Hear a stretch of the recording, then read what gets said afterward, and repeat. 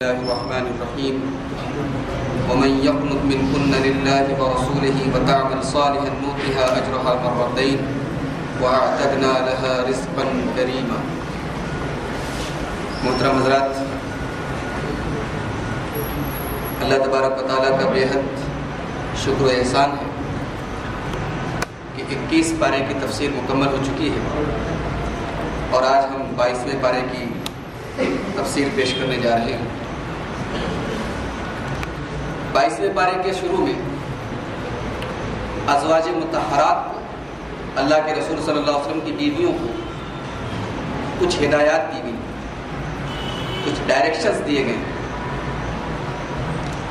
دراصل یہ ڈائریکشنز ساری امت کی عورتوں کے لیے، بظاہر تو یہ صرف ازواج مطہرات کے لیے ہیں، لیکن حقیقت میں یہ ساری امت کے لیے کیا ہے؟ آئیے دیکھتے ہیں۔ اللہ فرماتا ہے یا نساء النبی، اے نبی کی عورتوں، لستن کاحد من النساء، تم عام عورتوں کی طرح نہیں۔ ان اتقیتن فلا تخضعن بالقول، اگر تم اللہ سے ڈرتی ہو تو اپنی آواز میں لوچ پیدا مت کرو۔ کیا مطلب؟ یعنی اگر عورت کو کبھی غیر محرم مرد سے بات کرنے کی ضرورت پڑ جائے، فار ایگزامپل ایک عورت مارکیٹ گئی سامان خریدنے کے لیے، اب دکاندار سے تو ظاہر سی بات ہے بولنا پڑے گا، یا عورت اپنے گھر میں ہے، شوہر کا کوئی دوست آ گیا اور اتفاق سے شوہر گھر پر نہیں، اب وہاں ضروری ہے کچھ تو کہنا پڑے گا۔ تو ایسی سچویشنز میں جہاں عورت کو غیر محرم مرد سے بات کرنا پڑ جائے تو قرآن کیا کہہ رہا ہے؟ فلا تخضعن بالقول، آواز میں لچک نہیں ہونا چاہیے، آواز میں مٹھاس نہیں ہونا چاہیے، آواز میں کشش نہیں ہونا چاہیے۔ اس سے یہ معلوم ہوا کہ عورت کی آواز میں بھی شہوت ہوتی ہے۔ آپ کے آس پاس اگر کسی عورت کی خوبصورت آواز سنائی دے تو نیچرلی مرد کے اندر اس آواز کو سننے کا اور آواز والی عورت کو دیکھنے کا جذبہ پیدا ہو۔ تو بتایا جا رہا ہے کہ کسی عورت کو اگر بات کرنا پڑے، مسلمان عورت کو، تو لچک کے ساتھ بات نہ کرے۔ اب یہاں پر کوئی عورت اعتراض کر سکتی ہے کہ ایسا حکم کیوں دیا گیا کہ ہم کسی مرد سے نرمی سے بات نہیں کر سکتے؟ اس کا جواب دیا جا رہا ہے فَيَطْمَعَ الَّذِي فِي قَلْبِهِ مَرَضٌ، ہو سکتا ہے کہ جس کے سامنے آپ لچک کے ساتھ بات کریں اس کے دل میں کوئی لالچ پیدا ہو جائے، کوئی غلط خیال پیدا ہو جائے۔ آج اس آیت کریمہ کو ہم موبائل پر بھی فٹ کر سکتے ہیں۔ آج ہر گھر میں موبائل ہے، آپ اپنی بیٹی کے ہاتھ میں بھی موبائل دیے ہوئے ہیں، گھر میں عورتوں کے پاس بھی موبائل ہے۔ موبائل پر عورتیں کیسے بات کریں گی؟ آیت بتا رہی کہ اگر کبھی کسی غیر مرد سے موبائل پر بات کرنا پڑ جائے تو آواز میں لچک نہیں ہونی چاہیے، مٹھاس نہیں ہونی چاہیے، کشش نہیں ہونی چاہیے، اٹریکشن نہیں ہونا چاہیے، کیونکہ اگر آپ کی آواز میں مٹھاس ہوگی تو سامنے والا اس سے غلط مطلب نکال سکتا ہے۔ دیکھیے قرآن کتنی دور اندیشی کی بات کر رہا ہے۔ واقعی میں ایسا ہوتا ہے کہ اگر کوئی لڑکی کسی لڑکے سے ذرا سی بھی اگر نرمی سے اور مٹھاس سے بات کرے تو اکثر یہ ہوتا ہے کہ اس کا غلط مطلب لیا جاتا ہے۔ تو فَيَطْمَعَ الَّذِي فِي قَلْبِهِ مَرَضٌ، جس کے دل میں بیماری، بیماری کا مطلب غلط خیال، جس کے دل میں غلط خیال ہوگا وہ کچھ غلط سوچ سکتا ہے۔ لیکن اس کا یہ مطلب بھی نہیں ہے کہ آپ موبائل پر بدتمیزی کے ساتھ بات کریں، یا آپ کے گھر میں کوئی اجنبی آ جائے تو آپ اس سے گالی گلوچ سے بات کریں، نہیں۔ وَقُلْنَا قَوْلًا مَعْرُوفًا، جو بھی بات کریں دستور کے مطابق کرے، ٹھیک ٹھاک بات کرے، صحیح بات کرے، لیکن نرمی کے ساتھ بات کرے۔ اس کے بعد کہا گیا وَقَرْنَ فِي بُيُوتِكُنَّ، اور اے نبی کی عورتوں اپنے گھروں میں جمی رہو۔ کرنا کا مطلب ہوتا ہے کسی چیز کا قرار پا جانا، کسی چیز کا بیٹھ جانا۔ تو مطلب یہ ہوا کہ اپنے گھروں میں بیٹھی رہو، یعنی بلا ضرورت گھر کے باہر مت نکلو۔ کاروبار کرنا مرد کا کام، جاب کرنا مرد کا کام، شاپنگ کرنا مرد کا کام ہے. تم ایمرجنسی حالات میں گھر کے باہر نکل سکتے، تمہاری اصل جگہ گھر ہے. ہماری بہت سی مائیں بہنیں کہتی ہیں کہ اسلام کے اندر بڑی تنگ نظری ہے، اسلام ہمیں گھر کے اندر گھر کی چار دیواری میں قید کر دیتا ہے. یہ قید نہیں ہے، یہ آپ کی حفاظت اور آپ کی عصمت اور آپ کی عزت کو محفوظ کرنے کا اسلام نے ایک طریقہ بتایا. اسلام نے جو طریقہ بتایا ہے اگر اس کو فالو کیا جائے تو سماج میں زناکاری اور بدکاری کے سارے راستے بند ہو جائیں. اسلام یہ کہتا ہے کہ عورت گھر کے باہر نکل سکتی ہے، منع نہیں ہے، نماز پڑھنے کے لیے جا سکتی ہے، جمعہ پڑھنے کے لیے جا سکتی ہے، تراویح پڑھنے کے لیے جا سکتی ہے، جلسوں اور تقریروں میں جا سکتی ہے. کوئی ضروری چیز ایسی ہے مرد نہیں ہے گھر میں خریدنے والا، عورت جا سکتی ہے. کہیں ضروری سفر کرنا ہے، رشتہ داروں سے ملنا ہے، کسی مریض کی عیادت کرنا ہے، جا سکتی ہے. حج اور عمرہ کرنے کے لیے جا سکتی ہے. ایسا نہیں کہ اسلام گھر سے باہر نکلنے کی منائی کرتا ہے، لیکن اسلام یہ کہتا ہے کہ آپ کا اصل جو ٹھکانہ ہے وہ گھر ہے. آپ بلا ضرورت گھر کے باہر نہ نکلیں. گھر کے باہر کا کام مردوں کے ذمے ہے اور گھر کے اندر کا کام آپ کے ذمے. اس کے بعد کہا وَلَا تَبَرَّجْنَ تَبَرُّجَ الْجَاهِلِيَّةِ الْأُولَىٰ، اور اے عورتوں زمانے جاہلیت کی طرح بن سور کر گھر سے مت نکلو. اب یہاں پر ایک نکتے کی بات بتاؤں آپ کو کہ قرآن کہہ رہا ہے کہ پہلی جاہلیت، جاہلیت الاولیٰ، پہلی جاہلیت کی طرح بن سور کے مت نکلو. اس سے یہ مطلب نکل رہا ہے کہ ایک اور جاہلیت کا زمانہ آنے والا ہے.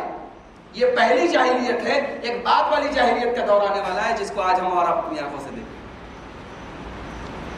آج جو ہے یہ حالات ہیں، ایسے ایسے میک اپ کے آئٹمس ہیں، ایسے ایسے پرفیومز ہیں کہ 1 کلومیٹر پہلے سے ہی پتہ لگ جاتا ہے کہ کوئی خاتون صاحبہ تشریف لا رہی ہے.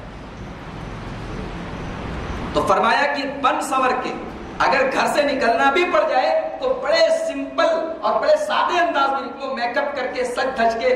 یہاں بیچارہ شوہر تھک ہار کے گھر پہنچتا ہے تو اس کے لیے کبھی میک اپ نہیں ہوا، اس کے لیے کبھی جو ہے پاؤڈر اور کریم اور مسکارا اور پتہ نہیں کیا کیا جو ہے الا بلا وہ سب کبھی نہیں لگایا گیا. شوہر بیچارہ جب بھی گھر میں آیا تو اس کو دال، لہسن، پیاز، تیل یہی سب سونگنے میں آیا. اور اسی عورت کو اگر مارکیٹ میں جانا ہو گیا، گھومنے جانا ہو گیا، کسی پارک میں کسی مال میں جانا ہو گیا، مت پوچھیے صاحب. تو عورت اصل زینت جس کے لیے کرنا چاہیے، جس کے لیے سر سے پیر تک تم حلال ہو، وہ بیچارہ تو جو ہے تم سے فائدہ اٹھا ہی نہیں پا رہا ہے اور تمہاری زینت ساری کی ساری غیروں کی. تو قرآن اس سے منع کرتا ہے وَلَا تَبَرَّجْنَ تَبَرُّجَ الْجَاهِلِيَّةِ الْأُولَىٰ، جاہلیت کے زمانے کی طرح بن ٹھر کے مت.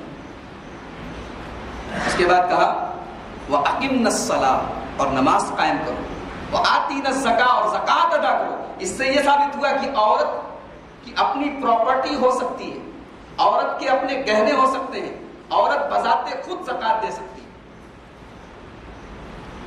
وَآتِينَ الزَّكَاةَ، زکات ادا کرو. وَأَطِيعْنَ اللَّهَ وَرَسُولَهُ، اور اللہ اور اس کے رسول کی اطاعت کرو. انما یرید اللہ لیذھب عنکم الرجس اہل البیت ویطہرکم تطہیرا، اے نبی کے گھر والوں اللہ تعالیٰ تم سے گندگی کو دور کرنا چاہتا ہے اور تم کو پاک اور صاف کرنا چاہتا ہے.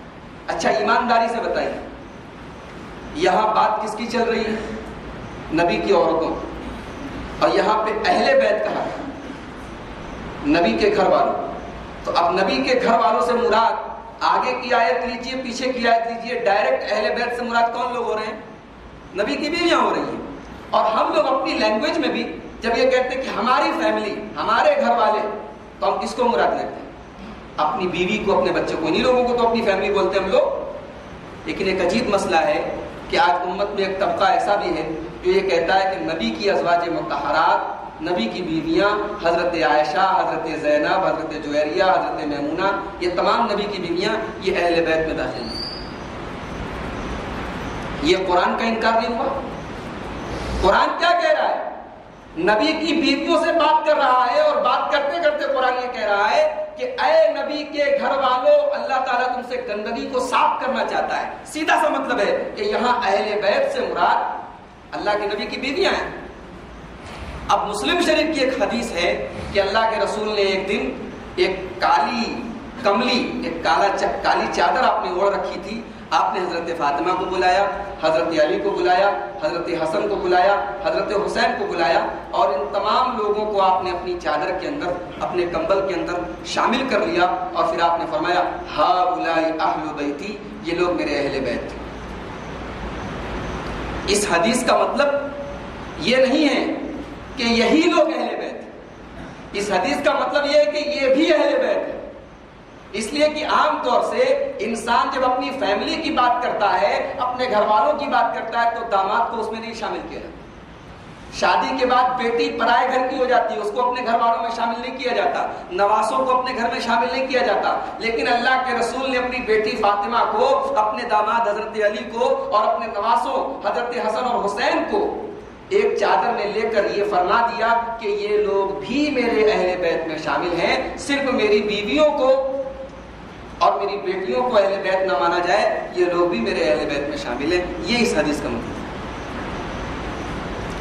اس کے بعد اللہ نبی کی بیویوں سے کہتا ہے وَاذْكُرْنَ مَا يُتْلَى فِي بُيُوتِكُنَّ مِنْ آيَاتِ اللَّهِ وَالْحِكْمَةِ، اور اے نبی کی عورتوں، تمہارے گھروں میں جو اللہ کی کتاب پڑھی جاتی ہے اور جو حکمت کی باتیں کہی جاتی ہیں اس کو یاد کرو.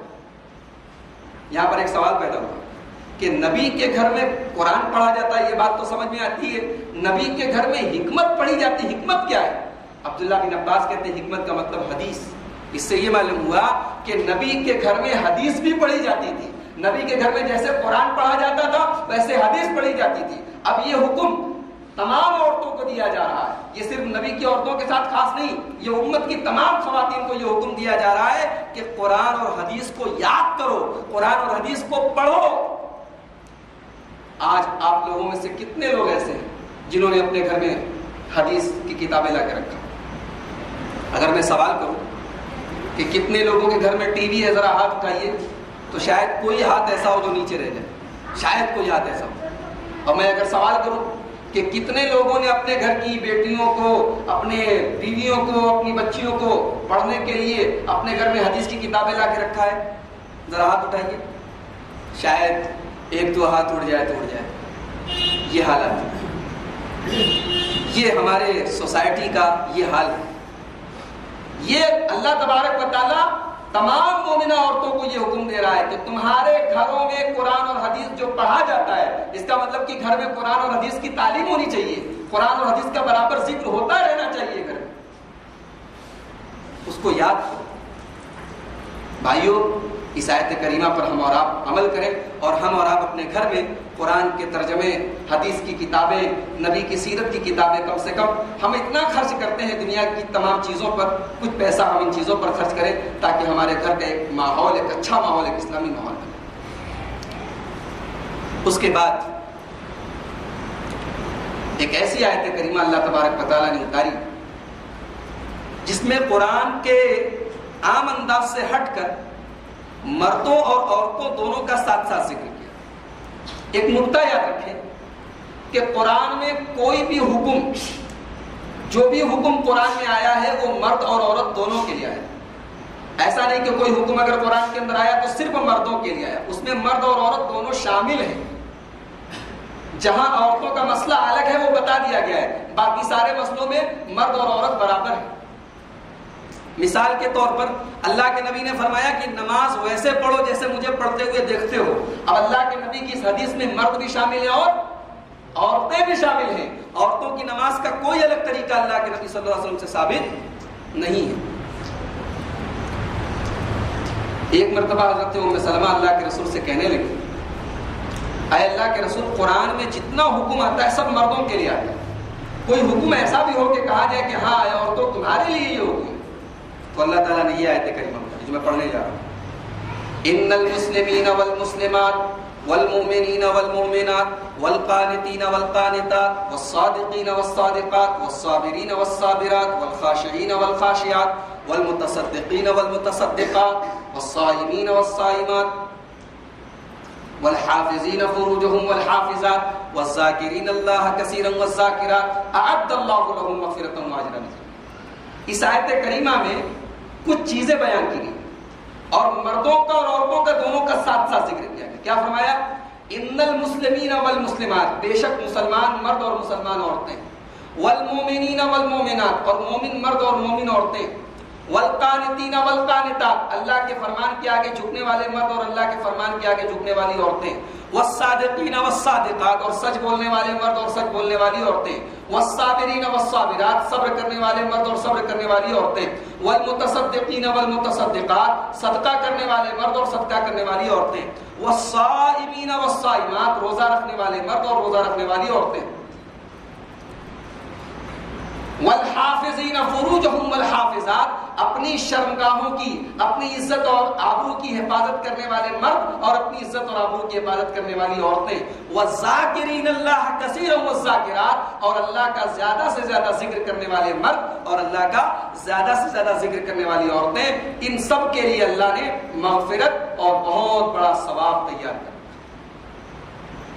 اس آیت میں اللہ نے جتنے اوصاف بیان کیے سب میں مردوں کے ساتھ ساتھ عورتوں کا ذکر کیا تاکہ عورتوں کی یہ غلط فہمی، یہ کنفیوژن، یہ مسکنسیپشن دور ہو جائے کہ قرآن اور حدیث میں عورتوں کے لیے کچھ نہیں ہے. بتایا گیا کہ نہیں، یہ جتنی اچھی چیزیں ہیں، جیسے مردوں کو ثواب ملے گا اگر یہ کام کریں گے، ایسے ہی عورتیں بھی اگر یہ سب کام کریں گے تو ان کو بھی برابر برابر ثواب ملے گا. اس کے بعد ایک بہت بری رسم جو رائج تھی عرب کے اندر، اس رسم کا خاتمہ کرنے کے لیے اللہ کے رسول کو ایک حکم دیا گیا. رسم کیا تھی؟ منہ بولے بیٹے کو لوگ سگا بیٹا سمجھتے تھے. جیسے کسی نے کسی کو پال لیا یا کسی کو اپنا بیٹا کہہ دیا تو اب لوگ سمجھتے تھے کہ وہ اس کا سگا بیٹا ہوتا ہے. اللہ کے رسول نے حضرت زید بن حارثہ کو پالا تھا، آپ نے ان کو اپنا لے پالک بنا لیا تھا. تو لوگ حضرت زید کو زید بن محمد کہنے لگے، محمد کا بیٹا زید. اس کے بعد حضرت زید کی شادی اللہ کے رسول کی پھوپھیزاد بہن حضرت زینب کے ساتھ ہوئی. حضرت زینب چونکہ اونچے خاندان کی تھی اور حضرت زید غلام تھے، اللہ کے رسول نے ان کو آزاد کیا تھا. تو حضرت زید میں اور حضرت زینب میں نبھ نہیں پائی. اس سے یہ معلوم ہوا کہ شادی اپنے برابر کے لوگوں میں کرنا چاہیے. اگرچہ برادری واد اور سوشل اسٹیٹس کا اسلام میں کوئی مقام نہیں ہے، کوئی رول نہیں ہے، کوئی ویلیو نہیں ہے، لیکن بہتر یہ ہے کہ شادی کے بعد آپس میں کوئی کھٹاس نہ پیدا ہو.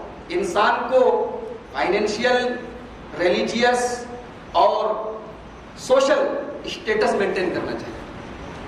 اب مان لیجئے کہ بہت امیر باپ کی لڑکی ہے اور بہت غریب آدمی کے گھر چلی گئی تو بہت نیک اور پڑھی لکھی اور سمجھدار ہے تو نہیں بھی جائے گی، ورنہ یہی حال ہوگا جو حضرت زید اور حضرت زینب کا. تو کوشش یہ کرنی چاہیے کہ رشتے برابر کے ہوں. اسلام میں برادری واد کی یا روپیے پیسے کی کوئی ترجیح دینے کی بات نہیں کہی گئی ہے، لیکن یہ بتایا گیا ہے کہ رشتہ ایسا ہونا چاہیے کہ جو نبھے اور میاں بیوی میں آپس میں محبت ہو.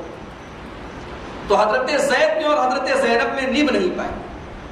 نتیجہ یہ ہو گیا کہ حضرت زید نے حضرت زینب کو طلاق دینے کا ارادہ کر لیا. ادھر انہوں نے طلاق دینے کا ارادہ کر لیا، ادھر اللہ تعالیٰ نے اپنے نبی کی طرف یہ وحی فرمائی کہ حضرت زینب کو حضرت زید طلاق دیں گے اور ہم آپ کی شادی حضرت زینب سے کرائیں. اللہ تعالیٰ اپنے نبی سے کہہ رہا ہے کہ ہم آپ کی شادی حضرت زینب کے ساتھ کرائیں. اب اللہ کے رسول کو تھوڑا عجیب سا لگا کہ اگر میری شادی حضرت زینب کے ساتھ ہوئی تو لوگ کیا کہیں گے کہ دیکھو اپنی بہو کے ساتھ شادی کر لی. کیونکہ لوگ حضرت زید کو اللہ کے رسول کا بیٹا مانتے تھے، تو لوگوں کی نظر میں بڑی خراب بات ہو جائے گی اور لوگ تانا دیں گے. تو اللہ کے رسول کو لوگوں کے تانوں کا ڈر محسوس ہوا. اور دوسری بات، اللہ کے رسول نے یہ سوچا، جب حضرت زید اللہ کے رسول کے پاس آئے اور کہا کہ میں زینب کو طلاق دینا چاہتا ہوں، تو اللہ کے رسول نے کہا طلاق مت دو، اللہ سے ڈرو. حالانکہ اللہ کے رسول کو اللہ تعالیٰ کی طرف سے بتا دیا گیا تھا کہ طلاق ہو جائے گی اور آپ کی شادی حضرت زینب کے ساتھ ہوگی. اب ظاہر سی بات ہے کہ اللہ نے جس بات کا فیصلہ کر دیا وہ تو ہو کے رہے گا. لیکن رسمی طور پر اللہ کے رسول نے رسمی طور پر حضرت زید سے کہا تم طلاق مت دو. حالانکہ دل میں اللہ کے رسول کی یہ بات تھی کہ جب اللہ نے کہہ دیا تو میری شادی تو زینب کے ساتھ ہونا طے ہے. تو اللہ نے اپنے نبی کو تھوڑی فٹکار لگائی بڑی محبت کے انداز میں. اللہ نے کہیں قرآن میں اپنے نبی کو بھی ڈانٹا ہے. اب دیکھیے ڈانٹنے کا انداز. اللہ فرماتا ہے وَإِذْ تَقُولُ لِلَّذِي أَنْعَمَ اللَّهُ عَلَيْهِ وَأَنْعَمْتَ عَلَيْهِ. اور اے نبی یاد کرو جب تم اس آدمی سے جس کے اوپر اللہ نے انعام کیا اور جس پر تم نے انعام کیا. اللہ نے انعام یہ کیا کہ حضرت زید اسلام قبول کر لیتے ہیں اور اللہ کے رسول نے ان کے اوپر احسان یہ کیا کہ حضرت زید کو آزاد کر دیا. یعنی حضرت زید سے آپ کہہ رہے تھے, کیا کہہ رہے تھے؟ امسک علیک زوجک, اپنی بیوی کو طلاق مت دو, واتق اللہ, اور اللہ سے ڈرو. اے نبی یاد کرو جب تم حضرت زید سے یہ بات کہہ رہے تھے کہ اپنی بیوی کو اپنے گھر رکھو اور طلاق مت دو اور اللہ سے ڈرو. وَتُخْفِي فِي نَفْسِكَ مَا اللَّهُ مُبْدِيهِ, اور تم اپنے دل میں چھپا رہے تھے وہ بات جس کو اللہ ظاہر کرنے والا ہے. یعنی اللہ تعالیٰ نے جب آپ کو پہلے ہی بتا دیا کہ آپ کا نکاح حضرت زینب کے ساتھ ہونے والا ہے, جس کو اللہ تعالیٰ بعد میں ظاہر کرنے والا ہے, آپ اس کو اپنے دل میں چھپائے ہوئے تھے. وَتَخْشَى النَّاسَ, اور آپ لوگوں سے ڈر رہے تھے کہ لوگ کیا کہیں گے. وَاللَّهُ أَحَقُّ أَن تَخْشَىٰ, جبکہ اللہ تعالیٰ زیادہ حقدار ہے کہ آپ اللہ سے ڈریں. اس سے یہ مسئلہ نکلا کہ کام اگر صحیح ہو تو لوگوں سے نہیں ڈرنا چاہیے. کام اگر شریعت کے مطابق ہو تو لوگ کیا کہیں گے اس سے نہیں ڈرنا چاہیے. اگر اللہ اور اس کے رسول نے کوئی بات کہہ دی ہے تو ہمیں کرنا ہے, ہمیں پھر لوگوں سے نہیں ڈرنا ہے. فَلَمَّا قَضَىٰ زَيْدٌ مِّنْهَا وَطَرًا, جب حضرت زید نے مدت پوری کر لی, طلاق دے دی حضرت زینب کو اور عدت پوری ہو گئی. قرآن کریم میں یہی ایک صحابی ہے جن کا نام آیا ہے, یاد رکھیے حضرت زید کا نام آیا ہے. فَلَمَّا قَضَىٰ زَيْدٌ مِّنْهَا وَطَرًا, حضرت زید کا نام آ گیا.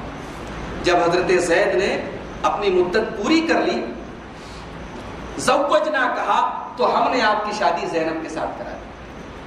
اس سے یہ معلوم ہوا کہ نبی کی جو 11 بیویاں تھیں, نبی نے اپنی مرضی سے 11 شادیاں نہیں کی تھی, اللہ نے کرائی تھی. بہت سے لوگ سوچتے ہیں کہ ارے نبی کی 11 بیویاں تھیں. نبی اپنی مرضی سے تھوڑی شادی کرتے تھے بھائی. نبی کے نکاح اللہ تعالیٰ کراتے تھے. نبی کی جتنی شادیاں ہوئی اللہ تعالیٰ کے حکم سے ہوئی, اور اس میں بہت ساری حکمتیں تھیں, بہت ساری مصلحتیں تھیں. ایک بہت بڑی مصلحت آپ کو بتاؤں, انسان کا زیادہ تر وقت عورتوں میں گزرتا ہے. رات تو پوری عورتوں کے ساتھ گزرتی ہے, دن میں بھی اپنے کام سے انسان جب خالی ہوتا ہے تو گھر ہی میں جاتا ہے, عورتوں کے پاس جاتا ہے. نبی کی 11 بیویاں جو تھیں, اس میں ایک بہت بڑی حکمت یہ تھی کہ اللہ کے رسول کی وہ تمام سنتیں اور آپ کے وہ تمام اعمال جو گھر میں آپ انجام دیتے تھے وہ امت تک پہنچائے جائیں. اور یہی وجہ ہے کہ اللہ کے رسول کی زندگی کا ایک بڑا حصہ ہمیں حضرت عائشہ رضی اللہ تعالیٰ عنہ, حضرت زینب رضی اللہ تعالیٰ عنہ, حضرت ام سلمہ رضی اللہ تعالیٰ عنہ کے ذریعہ ملا. تو یہ ایک بہت بڑی حکمت تھی. اور بھی کئی حکمتیں تھیں. تو یہ سوچنا کہ نبی کی 11 بیویاں تھیں, بھئی نبی کو اللہ تبارک و تعالیٰ نے بہت ساری چیزیں ایسی عطا فرمائی جو ہمیں اور آپ کو نہیں عطا فرمائی. اللہ تعالیٰ نے اپنے نبی کو بہت سارے اختیارات دیے تھے, تو اس میں سے ایک خاص امتیاز یہ بھی تھا کہ نبی کو 4 سے زیادہ شادی کرنے کی اجازت تھی. عام امتی کو 4 سے زیادہ شادی کرنے کی اجازت نہیں تھی. تو اللہ فرما رہا ہے کہ ہم نے آپ کی شادی زینب کے ساتھ کرائی. کیوں کرائی؟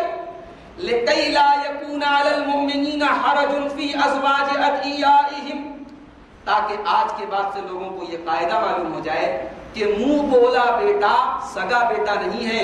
اگر وہ اپنی بیوی کو طلاق دے دے تو باپ اس سے شادی کر سکتا ہے, وہ اس کی بہو نہیں ہے. منہ بولا بیٹا آپ کا سگا بیٹا نہیں ہے.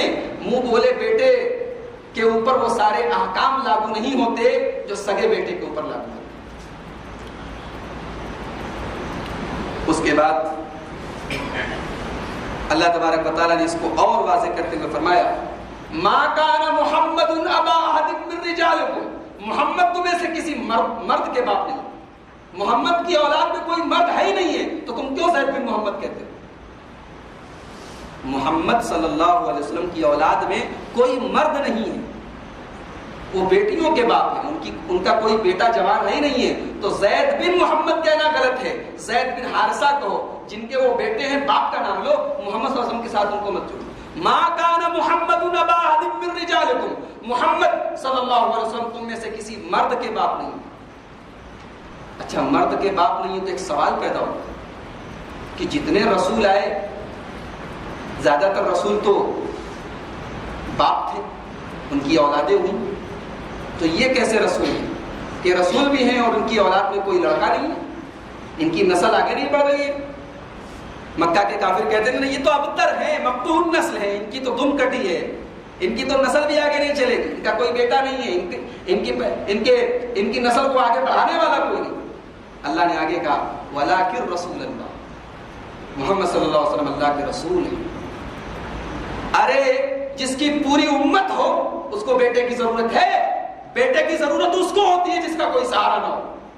میرے نبی کے پیغام کو پہنچانے کے لیے ساری امت ہے، اور نبی اپنی امت کا روحانی باپ ہوتا ہے۔ میرے نبی حقیقی باپ کسی بیٹے کے نہیں ہیں، لیکن ان کے پیغام کو پہنچانے کے لیے ان کی پوری امت ہے۔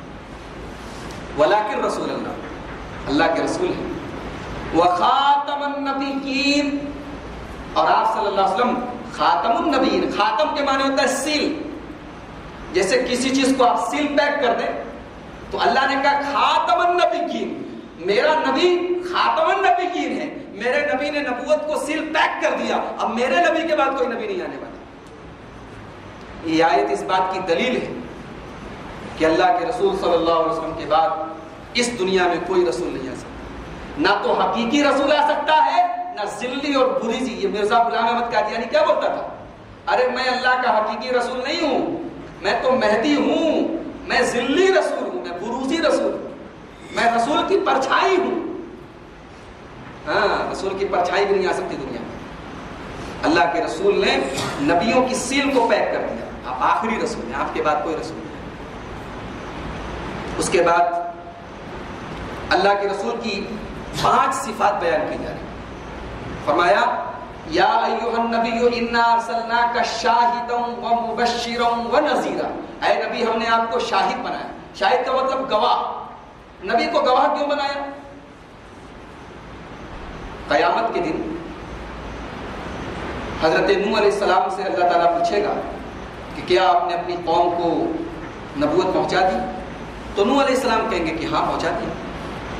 تو نوح علیہ السلام کی امت کہے گی کہ نہیں، ہم کو نہیں پہنچایا۔ تو اللہ تعالیٰ حضرت نوح سے پوچھے گا، بخاری شریف کی روایت، پوچھے گا آپ کے پاس کوئی گواہ ہے، کوئی وٹنس، کوئی گواہ؟ تو حضرت نوح کہیں گے ہاں میرے پاس گواہ ہے، میرے پاس آخری رسول جناب محمد رسول اللہ صلی اللہ علیہ وسلم اور ان کی امت ہے، وہ گواہی دے۔ تب اللہ تعالیٰ امت محمدیہ سے سوال کرے گا کہ کیا تم لوگ اس بات کی گواہی دیتے ہو کہ نوح علیہ السلام نے اپنی امت کو اپنا پیغام پہنچا دیا؟ تو امت محمدیہ گواہی دے گی کہ ہاں نوح علیہ السلام سچ بول رہے ہیں، انہوں نے اپنی امت کو اپنا پیغام پہنچا دیا۔ تو نوح علیہ السلام کی قوم کہے گی ارے ان کی گواہی کیسے مان لیں ہم، یہ ہزاروں سال بعد آئے تھے، ان کی گواہی ہم نہیں مانیں گے، انہوں نے ہم کو دیکھا کہاں ہے؟ تو اللہ تعالیٰ کہے گا امت محمدیہ سے کہ تم ہزاروں سال بعد آئے، تم نے اس بات کی گواہی کیسے دی؟ تو امت محمدیہ کہے گی ہم نے اس بات کی گواہی اس لیے دی کیونکہ ہمارے نبی نے گواہی دی، ہم اپنے نبی کے امتی ہیں، ہمارے نبی نے ہم کو بتایا کہ نوح علیہ السلام نے اپنی امت کو اپنا پیغام پہنچا دیا، ہم اپنے نبی کی گواہی کو اپنی گواہی سمجھیں۔ تو ہم نے جو نبی تم کو دیا وہ شاہد ہے، گواہ ہے، وہ مبشرہ اور بشارت دینے والا ہے، اچھی باتیں بتانے والا ہے، جنت میں لے جانے والی چیزیں بتانے والا ہے، کون کون سے کام کرو گے تم جنت میں چلے جاؤ گے، وہ نذیرہ اور جہنم کے عذاب سے ڈرانے والا ہے۔ تو شاہد ہے، مبشر ہے، نذیر ہے، 3 صفت ہو گئی۔ وَدَاعِيًا إِلَى اللَّهِ، اور اللہ کی طرف دعوت دینے والا ہے، اللہ کی طرف بلانے والا ہے۔ وَسِرَاجًا مُنِيرًا، اور چمکتا ہوا سورج ہے۔ سورج کیوں کہا؟ خوبصورتی اگر بیان کرنا تھا تو چاند بول دیتا نا، چاند نہیں کہا، سورج کہا۔ کیوں؟ چاند کی روشنی اپنی روشنی نہیں ہوتی، چاند کی روشنی تو سورج سے مستعار ہوتی ہے، چاند اپنی روشنی سورج سے ادھار لیتا ہے، اور اللہ نے اپنے نبی کی روشنی کو ایسی روشنی بھی کہنا پسند نہیں کیا کہ جو سورج سے ادھار لی گئی ہو۔ اللہ نے اپنے نبی کو سورج کہا، اور میرے نبی کی رسالت کا نور آج ساری دنیا میں پھیل رہا ہے۔ میرے نبی نے جو دین چھوڑا، جو پیغام چھوڑا، جو شریعت چھوڑی، آج اللہ کا فضل و کرم ہے کہ کروڑوں اور اربوں لوگ آج اس شریعت سے فائدہ اٹھا رہے ہیں، اور دن بدن اسلام کو جتنا دبانے کی کوشش کی جا رہی ہے، اللہ تبارک و تعالیٰ اسلام کو اتنی ہی ترقی دے رہا ہے۔ اس کے بعد پردے کا حکم نازل ہوا۔ ہوتا کیا تھا، صحابہ کرام اللہ کے نبی کے گھر میں دعوت کھانے آتے تھے۔ اب پہلی بات تو یہ کہ جیسے دعوت کھانے کے لیے مان لو کہ 1 بجے بلایا گیا، تو اب 11 ہی بجے سے جا کے بیٹھ گئے، 2 گھنٹہ پہلے سے جا کے بیٹھ گئے۔ اب وہاں کوئی پرائیویٹ کام ہے، کوئی بات ہے، اب یہ پہلے سے جا کے بیٹھ گئے۔ اس کے بعد دعوت کھائی، دعوت کھانے کے بعد اب پھر بیٹھ کے باتیں کر رہے۔ اب تکلیف ہو رہی ہے رسول کو۔ اس کے بعد ازواج مطہرات، پردے کا حکم تھا نہیں، ازواج مطہرات سے باتیں بھی ہوتی تھی۔ صحابہ کرام آتے تو کوئی چیز مانگنا ہے تو ڈائریکٹ مانگ لیتے تھے، پردے کا کوئی سسٹم نہیں تھا۔ تو اللہ نے یہ آیت کریمہ نازل فرمائی سورہ احزاب کی۔ اس آیت کو آیت حجاب بولتے ہیں۔ یہ سورہ احزاب کی آیت نمبر 52 ہے، 53 ہے، آیت نمبر 53، یہ آیت حجاب ہے۔ ذرا غور سے سنیے، یہ پردے کی پہلی آیت اتری۔ یا ایھا الذین آمنوا لا تدخلوا بیوت النبی، اے ایمان والو نبی کے گھر میں مت جاؤ، الا ان یؤذن لکم الی طعام، جب تک کہ تم کو جانے کی اجازت نہ مل جائے۔ اس میں یہ طریقہ بتایا جا رہا ہے کہ جب بھی کسی کے گھر جاؤ تو اجازت لے کر جاؤ، اور اگر دعوت ہو کھانے پینے کی تو جا کے بیٹھ کے انتظار مت کرو۔ ہاں اگر پہلے سے اس نے کہا ہو کہ ہاں بھائی، جیسے کہیں کہیں شادی ہوتی ہے تو لوگ کہتے ہیں تھوڑا 1 گھنٹہ پہلے آئیے گا، انتظام دیکھیے گا نا، وہ ایک الگ میٹر ہے، ایکسیپشن ہے وہ۔ لیکن ایسے اب دعوت ہے 1 بجے کی اور آپ جا کے 10 بجے وہاں دھرنا دے کر بیٹھے، یہ غلط ہے۔ تو وہاں جا کے کھانے کا انتظار مت کرو۔ وَلَٰكِنْ إِذَا دُعِيتُمْ فَادْخُلُوا، جب دعوت دی جائے تو جا کے جاؤ اور کھانا کھاؤ۔ فَإِذَا طَعِمْتُمْ، اور جب کھانا کھا لو، فَانْتَشِرُوا، تو پھر اپنے اپنے راستے نکل جاؤ، پھیل جاؤ۔ ہاں اگر کوئی اسپیشل معاملہ ہو، کسی نے دعوت دی آپ کو اور یہ کہا ہو کہ بھائی دعوت کے بعد آپ تھوڑا بیٹھیے گا، تھوڑا باتیں ہوں گی، وہ ایک الگ میٹر۔ اب آپ کہیں دعوت کھانے گئے اور کھانے کے بعد اب بلا وجہ وہاں ٹائم پاس کر رہے ہیں، تو اللہ منع کر رہا ہے فَانْتَشِرُوا، پھیل جاؤ۔ وَلَا مُسْتَأْنِسِينَ لِحَدِيثٍ، وہاں طرح طرح کی باتیں مت کرو، نئے نئے قصے مت شروع کر دو وہاں۔ ان ذالکم کان یؤذی النبی، اس بات سے نبی کو تکلیف پہنچتی ہے، فیستحیی منکم، لیکن نبی شرم کے مارے تم سے کچھ کہتے نہیں۔ اب اللہ کے رسول کے گھر کسی بیوی کا غالباً حضرت زینب ہی کی شادی تھی، ولیمہ تھا، صحابہ کرام گئے کھانا کھانے، اب وہاں بیٹھ کے باتیں کرو۔ اب اللہ کے رسول صلی اللہ علیہ وسلم اس انتظار میں ہے کہ صحابہ کرام جائیں تو ہم اپنی اہلیہ سے کچھ پرائیویٹ باتیں کریں۔ تو تکلیف ہو رہی ہے نبی کو، لیکن نبی شرم کے مارے کچھ نہیں کہہ رہے۔ تو جس بات پر نبی کو شرم آ رہی ہے، اللہ نے اس بات کو قرآن میں نازل کر کے قیامت تک کے لیے ایک رول بنا دیا ہے، قاعدہ بنا دیا۔ اس کے بعد اللہ نے فرمایا وَإِذَا سَأَلْتُمُوهُنَّ مَتَاعًا فَاسْأَلُوهُنَّ مِنْ وَرَاءِ حِجَابٍ، اور جب تم نبی کی عورتوں سے کوئی سامان مانگو تو پردے سے مانگو۔ دیکھیے پردے کا، حجاب کا لفظ ہے، پردے کا حکم شریعت کے اندر جو آیا، اس کے پیچھے بہت ساری حکمتیں، پوری ایک تقریر کی جا سکتی ہے کہ پردے کا حکم شریعت میں کیوں ہے۔ مختصر میں آپ یہ سمجھیے کہ جو چیز جتنی قیمتی ہوتی ہے اتنا اس کو ڈھانپ کے رکھا جاتا ہے۔ فار ایگزامپل میرا یہ موبائل، یہ میرا نہیں کسی اور کا ہے یہ موبائل جو ہے مہنگا موبائل ہے، اچھا موبائل ہے، سیمسنگ کا موبائل ہے، یہ 18-20 ہزار کا موبائل ہوگا۔ اب اس کے اوپر یہ کور لگا ہوا ہے، دیکھ رہے ہیں آپ، 200-250 روپے کا صرف یہ کور ملتا ہے۔ کیا ضرورت پڑی اس کو ڈھانکنے کی؟ اچھا اس کور کے ساتھ ساتھ اس کی اسکرین پر ایک اسکرین گارڈ بھی لگایا جاتا ہے تاکہ اسکرین خراب نہ ہو، بار بار ٹچ کی جاتی ہے نا، یہ خراب نہ ہو۔ تو جو چیز جتنی قیمتی ہوتی ہے اس کو اتنا زیادہ پروٹیکشن دیا جاتا ہے، اتنا اس کو زیادہ کور کر کے رکھا جاتا ہے کہ یہ خراب نہ ہو۔ اسلام نے عورت کو پردے میں رہنے کو، اسلام یہ بتانا چاہتا ہے کہ اے عورت تو کوئی معمولی چیز نہیں ہے، تو بہت قیمتی ہے۔ اسلام نے تیری ایک ویلو بتائی ہے، تو اس لائق نہیں ہے کہ رکشے کے پیچھے، گاڑی کے پیچھے، کار کے پیچھے، آٹو کے پیچھے، دیواروں پر، سڑکوں پر، چپلوں پر، جوتوں پر تیری تصویر بنی ہے، تجھے روندا جائے۔ ہاں یہ بڑی بڑی ہیروئنیں، بڑی بڑی ایکٹریسز، یہ جو سیلیبریٹیز کہلاتی ہیں، ان کی کیا اوقات ہے؟ ان کو جو ہے جوتوں اور چپلوں پر ان کے فوٹوز لگے رہتے ہیں، سڑکوں پر، اخباروں پر ان کے فوٹوز لگے رہتے ہیں، لوگ اپنے پیروں سے روتے ہیں کہ یہی اوقات ہے۔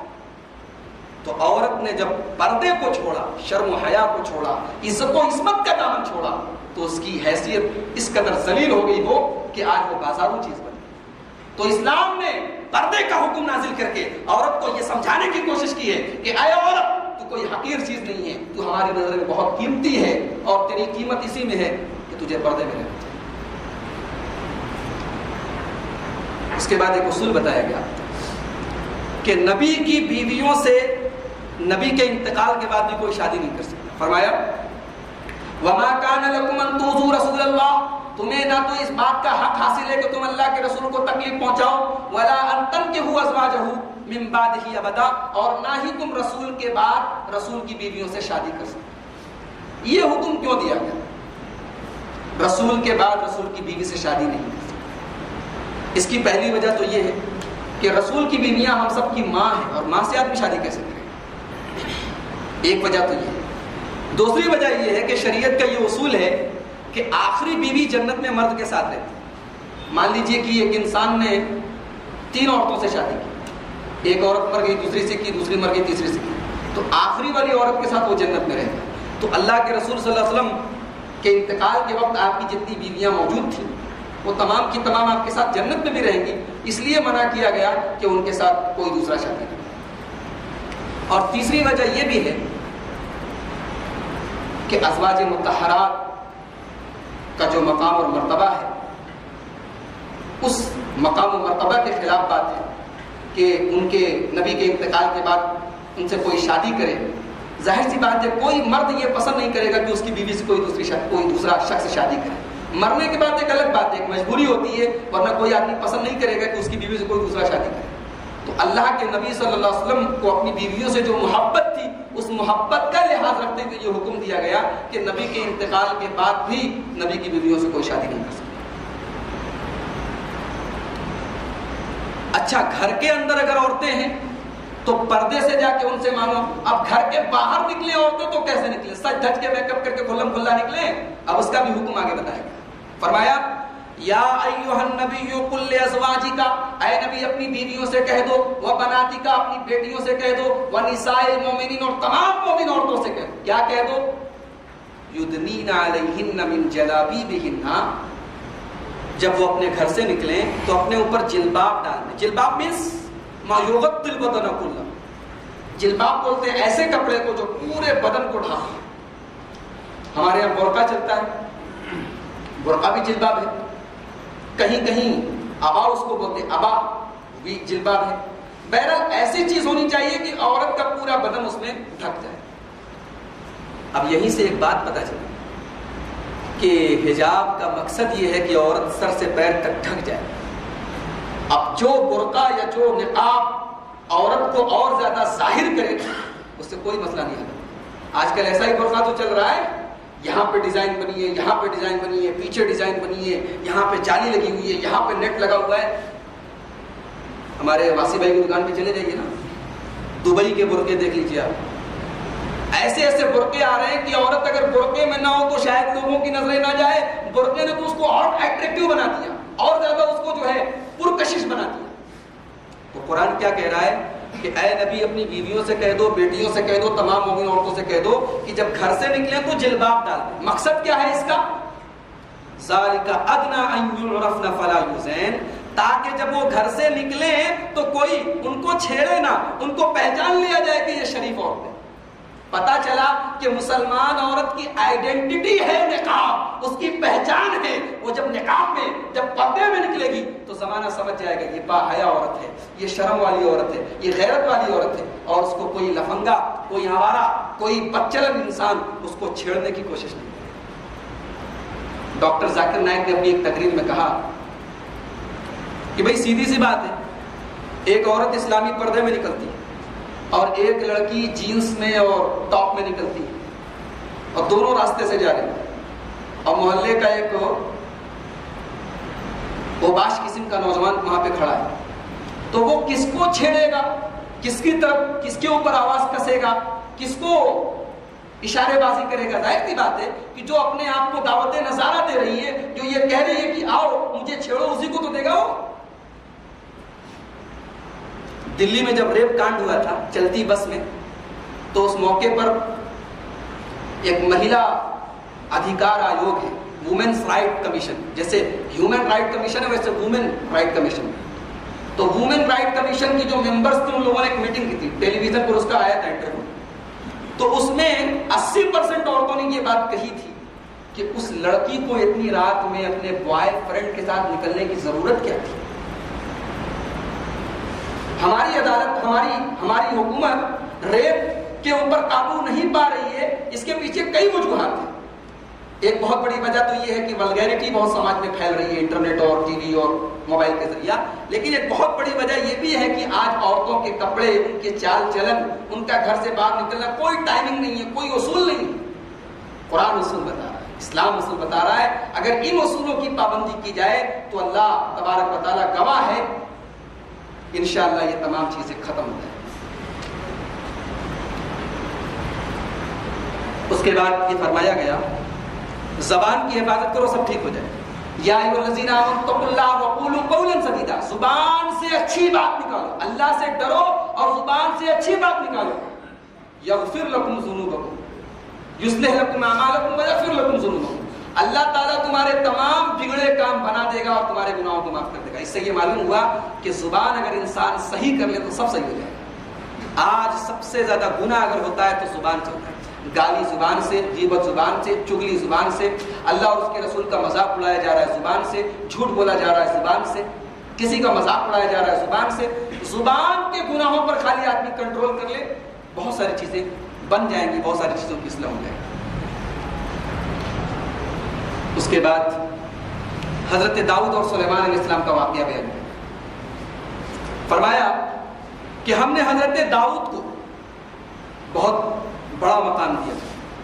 حضرت داؤد جب تسبیح بیان کرتے تھے تو پہاڑ بھی تسبیح ان کے ساتھ بیان کرتے، یا جبال اوبی معہ، جب حضرت داؤد علیہ السلام اللہ کی تسبیح بیان کرتے تھے تو پہاڑوں سے اللہ تعالیٰ کہتا تھا کہ اے پہاڑ داؤد کی تسبیح کے ساتھ تو بھی تسبیح بیان کر، تو پہاڑوں سے بھی تسبیح کی آواز دی۔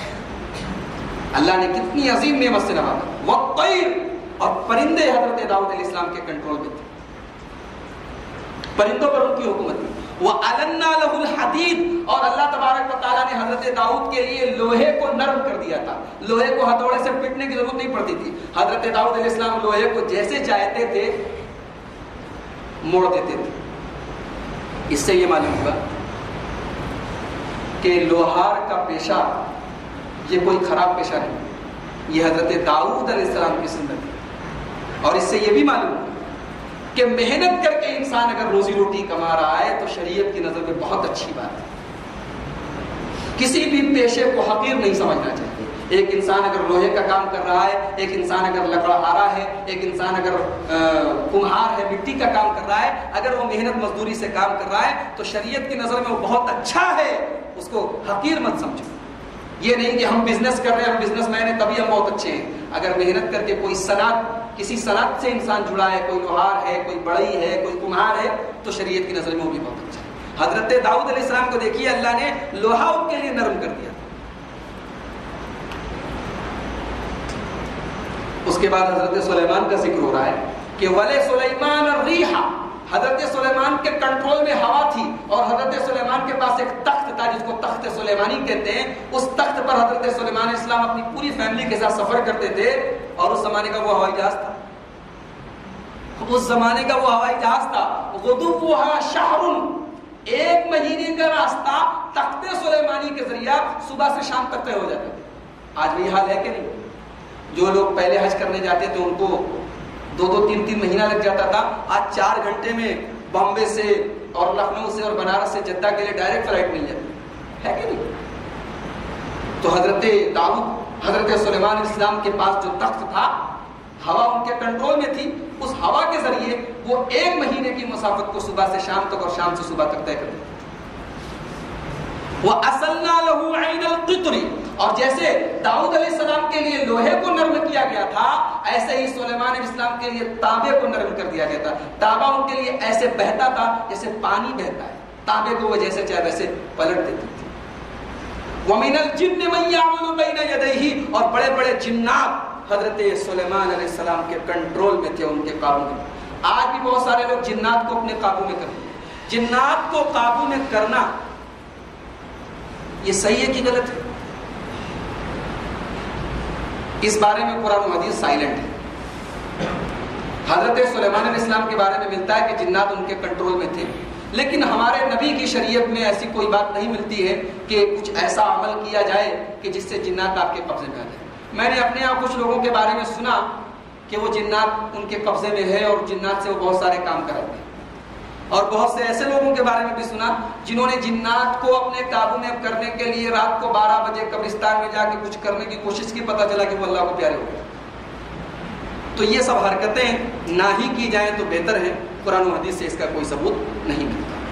تو سلیمان علیہ السلام کے قبضے میں بڑے بڑے جنات تھے، ہاں، اور وہ سب جنات سلیمان علیہ السلام کے حکم سے بڑے بڑے قلعے بناتے تھے۔ یعملون لہ ما یشاء من محارب، بڑے بڑے قلعے بناتے تھے، اور کیا بناتے تھے؟ وہ تماثیل اور تصویریں بناتے تھے۔ بہت سے لوگ بولتے تھے وہ تصویر بنانا جائز ہے، سلیمان علیہ السلام کے جنات تصویر بناتے تھے۔ بھائی سیدھا سا فنڈا ہے، یہ ان کی شریعت ہے، ہماری شریعت میں تصویر بنانا حرام ہے۔ ہماری شریعت میں تصویر بنانا، پینٹنگ، فوٹو، یہ سب حرام ہے۔ اب یہ جو کیمرہ ہے، کیمرے کے فوٹوز کے بارے میں کچھ علماء کی یہ رائے ہے کہ یہ جائز ہے۔ وہ کہتے ہیں کہ یہ اس تصویر سے الگ ہے جس میں پینٹنگ ہوتی تھی، لیکن احتیاط کا تقاضا یہی ہے کہ اس تصویر سے بھی حتی الامکان پرہیز کیا جائے۔ دعوتی کاموں میں آج دین کی تبلیغ کے کاموں کے لیے آج ویڈیو کیسٹس اور ویڈیو سیڈیز نشر کی جاتی ہیں، اس کے بارے میں علماء نے جواز کا فتویٰ دیا ہے کہ انسان کے لیے کوئی چیز سن کے اس سے نصیحت حاصل کرنا یہ زیادہ مشکل ہوتا ہے، اور کسی چیز کو دیکھ کر نصیحت حاصل کرنا زیادہ آسان ہوتا ہے۔ تو دعوتی مقاصد سے، دینی مقاصد سے ویڈیو کیسٹس، ویڈیو سیڈیز بنائی جا سکتی ہیں۔ بہرحال یہ علماء کے درمیان ایک اختلافی مسئلہ ہے۔ تو سلیمان علیہ السلام کے جو جنات تھے وہ تصویریں بناتے تھے، اور کیا بناتے تھے؟ وَجِفَانٍ كَالْجَوَابِ، اور وہ لگن بناتے تھے۔ لگن جانتے ہیں؟ جس میں پانی رکھا جاتا ہے، ٹب، پانی کے ٹب، واٹر ٹب بناتے تھے۔ کتنے بڑے بڑے کل-جواب، جیسے کہ بڑے بڑے تالاب، اتنے بڑے بڑے ٹب بناتے تھے وہ جنات۔ وَقُدُورِ الرَّاسِيَاتِ، اور دیگ بناتے تھے۔ کھانا بنتا ہے نا آپ کے دیگ پر، تو دیگ بناتے تھے۔ کتنی بڑی بڑی دیگ، اتنی بڑی بڑی دیگ کہ اس کو رکھ دیا جائے تو کوئی ہلا نہ پائے، اتنی بڑی بڑی دیگ بناتے۔ بھئی جنات ہے، پاور ان کے پاس زیادہ تھا، تو یہ سارے کام سلیمان علیہ السلام کے جنات کرتے۔ تو اللہ تعالیٰ نے حضرت سلیمان علیہ السلام سے کہا، اے بلو آل داؤد شکرا، اے داؤد کی اولاد کے لوگوں، ہم نے تم پر اتنا کرم کیا، جنات تمہارے قبضے میں ہے، ہوا تمہارے کنٹرول میں ہے، تم اللہ کا شکر ادا کرو۔ اے بلو، اللہ کے شکر کا عمل کرو۔ پتہ لگا کہ شکر صرف زبان سے شکر ادا کرنے کا نام نہیں ہے، عمل کا نام ہے۔ شکر عمل کا نام ہے۔ انسان اللہ تعالیٰ کی نعمت کا اعتراف کرے اور اس نعمت کو صحیح جگہ استعمال کرے، اس کا نام شکر۔ اچھا، اتنے سارے پاور تھے سلیمان علیہ السلام کے پاس، لیکن جب ان کا انتقال ہوا، جب وہ مر گئے، تو جنات کو پتہ بھی نہیں چلا۔ فلما قضینا علیہ الموت، جب ہم نے سلیمان کے اوپر موت کا فیصلہ کیا، یہاں لوگ بولتے ہیں نبی کے لیے موت کا لفظ استعمال کرنا توہین ہے، یہاں اللہ کہہ رہا ہے۔ اللہ کو نہیں پتا کہ میرے نبی کا کیا مقام ہے۔ فلما قضینا علیہ الموت، جب ہم نے سلیمان کے اوپر موت کا فیصلہ کیا، ما دلہم علی موتہ الا دابۃ الارض، تو حضرت سلیمان کی موت کا پتہ نہیں چل سکا لوگوں کو سوائے زمین کے ایک چھوٹے سے جانور کو، جس کو ہم لوگ اپنی زبان میں دیمک بولتے ہیں، تاکل من ساعتہ، جو ان کی چھڑی کو کھا رہا تھا۔ حضرت سلیمان علیہ السلام اپنی چھڑی کو لے کر کھڑے تھے، اسی حالت میں ان کو موت آ گئی، اسی حال میں وہ کھڑے چھڑی پہ ٹیک لگا دیا۔ کئی مہینے گزر گئے، تقریباً 1 سال گزر گیا، اور جنات کو پتہ ہی نہیں ہے۔ جب دیمک نے ان کی چھڑی کو کھایا اور چھڑی ختم ہو گئی اور سلیمان علیہ السلام گرے زمین پر، اور جنات ان کے بیت المقدس کی تعمیر میں لگے ہوئے تھے، انہوں نے دیکھا رہے تو مر گئے۔ تو جب جنات نے یہ دیکھا کہ سلیمان علیہ السلام تو بہت پہلے کے مرے ہوئے ہیں، فلما خر، جب حضرت سلیمان گر پڑے، تبینت الجن ان لو كانوا يعلمون الغیب ما لبثوا فی العذاب المہین، تو جنات کو بھی سمجھ میں آ گیا کہ ہم غیب نہیں جانتے، اگر غیب جانتے تو ہمیں پتہ لگ جاتا کہ سلیمان علیہ السلام کا انتقال کب ہوا۔ تو آج بہت سے لوگ جنات کے بارے میں یہ عقیدہ رکھتے ہیں کہ ان کو غیب کا علم ہے، ان کو پتہ ہے کہ خزانہ کہاں ہے۔ تجربے سے پتہ لگ سکتا ہے، یا جنات کی عمر جیسے زیادہ ہوتی ہے تو اب جب بادشاہ نے زمین کے اندر خزانہ گاڑا ہو سکتا ہے اس زمانے کا کوئی جنات ابھی زندہ ہو وہ بتا دے، ورنہ غیب کا علم جنات کو بھی نہیں، قرآن کی آیت بتا رہی۔ اس کے بعد اللہ تبارک و تعالیٰ معمولی سا چھلکا ہے، تم جس کو اللہ کے علاوہ پکارتے ہو اس کے بھی مالک نہیں۔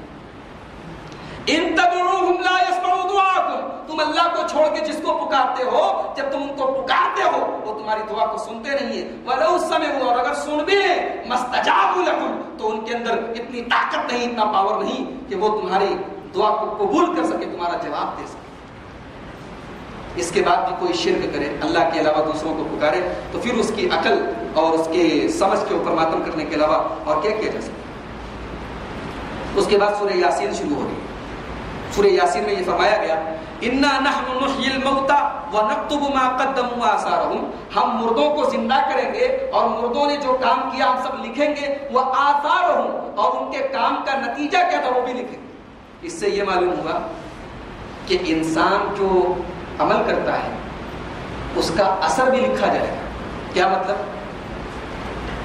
مان لیجئے آپ نے اپنے گھر میں ٹی وی لا کے رکھا، ایک ایگزامپل دے رہا ہوں، ٹی وی لا کے آپ نے رکھا، اب ٹی وی لانے کا گناہ تو آپ کو پڑے گا، اگر ٹی وی کا غلط استعمال ہو رہا ہے گناہ آپ کے اوپر پڑے گا۔